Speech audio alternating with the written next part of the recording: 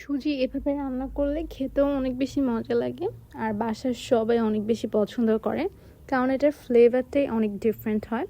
তো সুজিটা বানানোর জন্য আমরা এখানে দুধটাকে জাল করে নিব। দুধে বলক চলে আসলে তখন আমরা দিয়ে দিব এলাচ এবং দারচিনি। এলাচ, দারচিনি এই কটা উপকরণ আপনার এই সুজির যে দুধটা থাকবে সেটার ফ্লেভার অনেক অনেক বাড়িয়ে দিবে।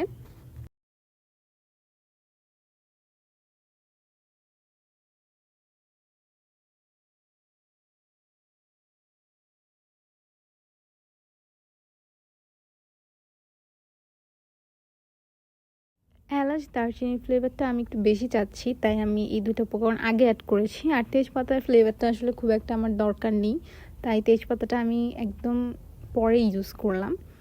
এবার খুব ভালো করে নাড়াচাড়া করে দুধটাকে জাল করে নিতে হবে যতক্ষণ না পর্যন্ত দুধটা একদম ক্রিমি হয়ে আসছে আর এরকম অর্ধেক হয়ে যাচ্ছে।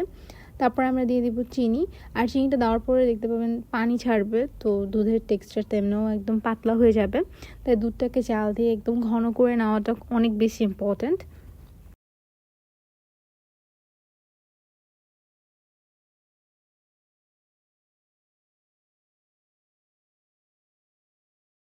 এবার আপনাদেরকে দেই সুজি ফ্লেভারফুল করার টিপস।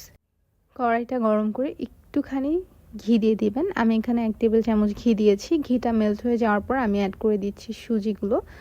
আর সুজি যদি এভাবে ভেজে তারপরে দুধে অ্যাড করা যায় তাহলে সুজির ফ্লেভারটাও বেড়ে যায়, খেতেও মজা হয় আর টেস্টটাই চেঞ্জ হয়ে যাবে। মানে আপনি এটা যে এত বেশি মজার হয় আপনি না বানালে আপনি বুঝতে পারবেন না।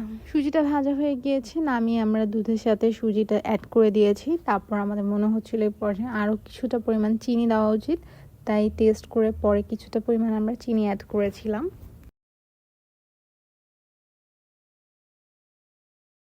সুজিটা যখন কিনা দুধে অ্যাড করবেন এরপরে দেখতে পাবেন দুধটা একদম ঘন হতে শুরু করছে। এই পর্যায়ে কিন্তু অনবরত নেড়ে চেড়ে দিতে হবে। আর এরকম একটু হালকা পানি পানি টেক্সচার, মানে একটু রানি টেক্সচার থাকা অবস্থায় আপনারা নামিয়ে নেবেন, কারণ এটা ঠান্ডা হয়ে যাওয়ার পরে কিন্তু একদম ঠিক হয়ে যাবে। আমি উপর দিয়ে কিশমিশ ছড়িয়ে দিচ্ছি ফ্লেভারের জন্য।